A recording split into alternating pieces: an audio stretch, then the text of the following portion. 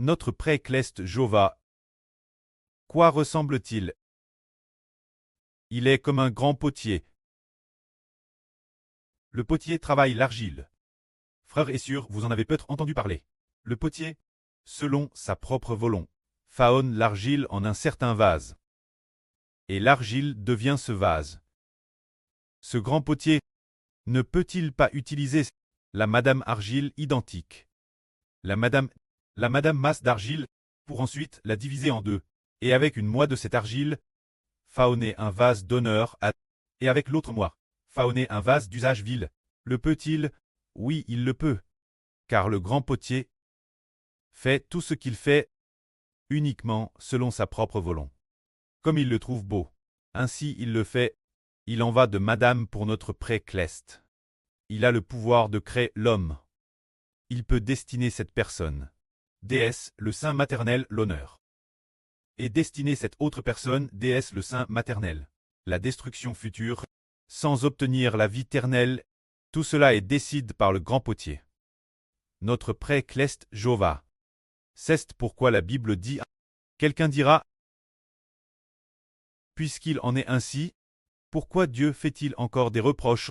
Car qui peut résister sa volonté? L'apôtre Paul dit ceci. Ah! Le potier n'est-il pas maître de faire avec la madame masse d'argile deux vases, l'un pour un usage d'honneur, et l'autre pour un usage vil? C'est dire que le grand Dieu, tous les hommes ayant été créés par lui, n'a-t-il pas le pouvoir de créer les uns pour l'honneur, et n'a-t-il pas le pouvoir de créer les autres pour un usage vil? Tout vient de Dieu. Le grand prêtre peut, selon sa propre volonté, créer chaque personne. Ainsi, il est dit ici selon le même principe. Et si Dieu voulant montrer sa colère et faire connaître sa puissance, a support avec une grande patience les vases de colère, PRTS pour la perdition, afin de faire connaître la richesse de sa gloire sur les vases de miséricorde, qui ont reçu sa grâce, les vases qu'il a préparés d'avance pour la gloire, pour manifester sa riche gloire. Qu'y a-t-il redire? C'est dire que Dieu crée deux vases, l'un d'honneur, l'autre d'usage vil. Ce n'est qu'après comparaison que nous découvrons qu'en réalité nous avons TRS pour l'honneur, en nous comparant ceux qui sont vous la destruction, ceux qui sont destinés à un usage vil, en comparant avec ces personnels, nous découvrons que nous sommes honorables. Ainsi, le pré-creux des vases d'usage vil, pour le bien des vases d'honneur, afin que l'avenir nous voyons une multitude de personnes très détruites, tandis que nous obtenons miséricorde, et que nous découvrions qu'en réalité le pré-cleste nous a créés pour l'honneur, parce qu'une multitude de personnes sont détruites, mais nous ne sommes pas détruits, nous ne sommes pas abandonnés, mais nous recevons au contraire sa grâce. C'est par ce contraste que se manifeste la miséricorde et la grâce de Dieu. Alors, sur qui la miséricorde et la grâce du pré vont-elles reposer? Elles reposent sur ceux qui acceptent l'Évangile. Sur ces personnes, la grâce et la miséricorde de Dieu vont reposer envers ceux qui croient en notre Seigneur Jésus-Christ, qui croient en notre pré, le Seigneur Jésus-Christ, et qui croient aussi en notre pré, le Seigneur Jésus-Christ, en son Fils, le frère Hbert, afin de manifester ce que le pré a dit, afin de manifester que le Seigneur Jésus, le Fils de Dieu, est le salut, le Fils du Seigneur. Le frère Hbert est aussi le salut, afin de montrer clairement que Dieu a fait miséricorde.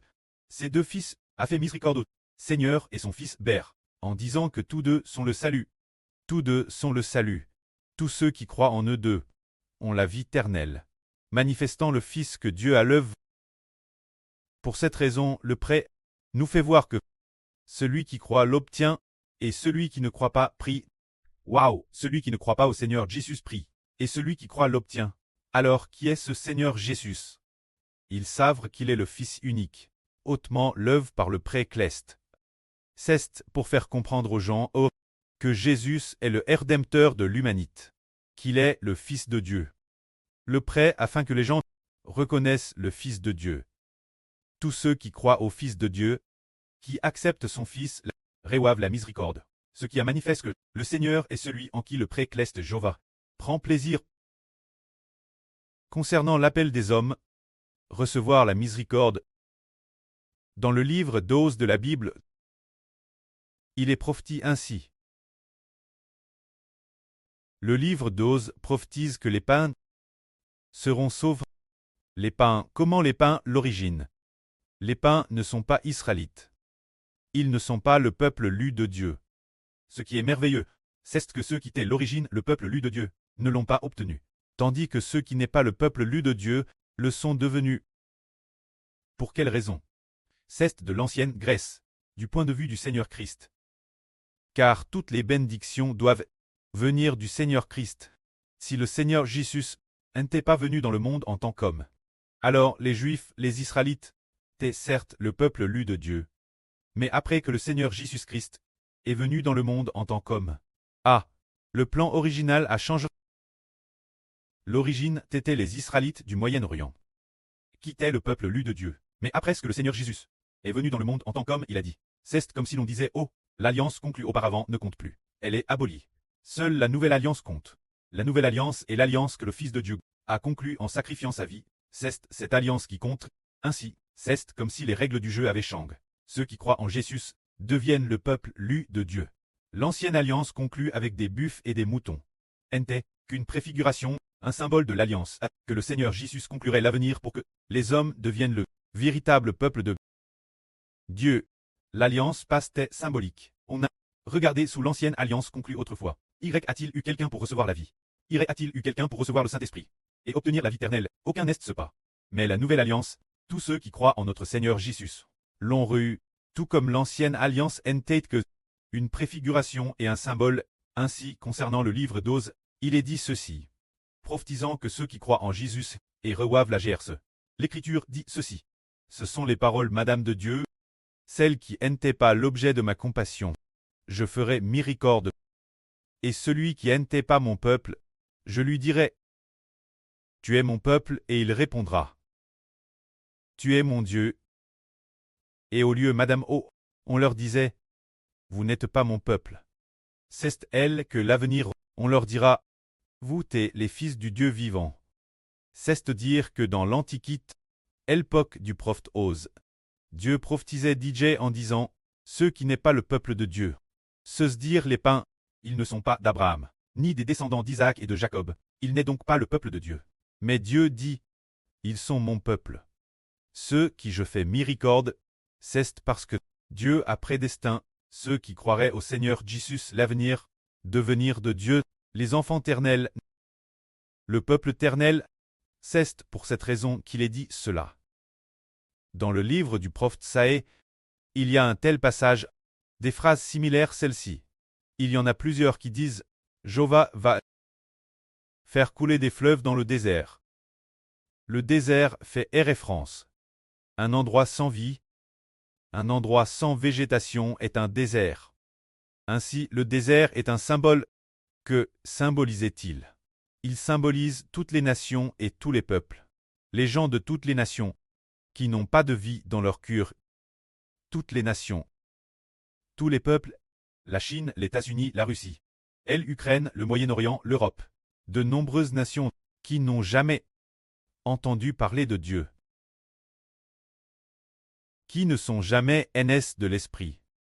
Dans une nouvelle vie, Dieu va faire couler des fleuves, se dire que l'eau de la vie va couler vers ceux qui n'ont jamais entendu parler de Dieu. Oh, les lieux de la vie, tout comme le frère Eshbert, prêche la vie, qui est l'eau de la vie.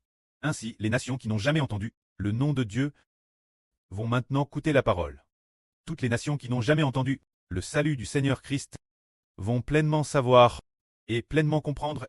Cela se fera par le prêt et le Fils qui l'explique, afin d'accomplir ce que dit l'Écriture. Le jour en instruit un autre jour. La nuit en donne connaissance une autre nuit. C'est dire qu'il y a un Fils qui prêche la vie jour et nuit. Ainsi toutes les nations et tous les peuples entendent. La vie prêche par ce Fils. En réalité ce Fils proche la vie que Dieu a envoie son Fils unique pour le salut de l'humanité, afin que toutes les nations entendent et comprennent. Ceux qui n'en avaient pas entendu parler ont l'occasion de l'entendre et de le comprendre, puis d'accepter le Seigneur Jésus-Christ en son nom, et de croire en son nom. Ainsi ils ont te vauve, et donc, des fleuves jaillissent dans le désert. Les nations et les peuples n'ont jamais entendu parler du lieu du nom de Dieu, pourront ainsi connaître Dieu. Ainsi, les gens de toutes les nations et tribus. Le salut de Dieu ceste propa toutes les nations, pour que toutes les nations soient sauves, ceste la prophétie. Les anciens prophètes ont prophétisé que les gentils seraient sauves. Aujourd'hui, nous sommes des gentils, justement en train de, et ceste TRS merveilleux. En toute logique, les exécuteurs du plan de salut de l'humanité ne devraient pas être des gentils. Contre toute attente, ce sont maintenant des gentils. Le frère Heber, selon le Moyen-Orient, est un gentil pour les Israéliens. Les frères Essur sont aussi des gentils. De toute façon, nous sommes dans la fin de l'humanité, la période de la fin de l'humanité, pour devenir dans le plan de salut des rôles nobles et glorieux. Laisse-nous propager l'évangile, toutes les nations et tous les peuples. Et Madame jusqu'en Israël au Moyen-Orient, pour qu'ils entendent de notre bouche le salut. C'est cela l'œuvre grande et merveilleuse de Dieu. Si l'on parle du premier cycle de notre prêt, le Seigneur, Jésus-Christ, lorsqu'il cesse un quart, si le salut a commencé prêche depuis Jérusalem, alors l'époque du Fils du Seigneur, la fin du monde, le salut devra alors être prêche, partir de la Chine, vers toutes les nations et tous les peuples, et finalement, en tout dernier atteindre Israël au Moyen-Orient. Au tout début, cela a commencé depuis Israël, depuis Jérusalem en Israël, et la fin, la période finale, cela recommence très prêche depuis les gentils, depuis l'Égypte spirituelle, puis se propage vers toutes les nations et tous les peuples. Une fois que le nombre des nations est complet, cela est prêche Israël. Ainsi, tous ceux qui sont prédestinés être sauvés seront tous sauvés. L'évangile commence très prêche depuis Jérusalem. Et au moment de l'achement final, la période d'achement se transmet Jérusalem. C'est très merveilleux. C'est comme au moment du départ. Cela trouve son origine en un lieu, et au moment de l'achement final, cela revient au point d'arrive. C'est un peu comme si quelqu'un courait sur cette piste d'athlétisme. Courir sur un terrain de sport, c'est comme c'est tour après tour. Au tout début, le point de départ est, disons qu'il faut faire un tour pour que ce soit terminé, alors le point de départ n'est-il pas cet endroit?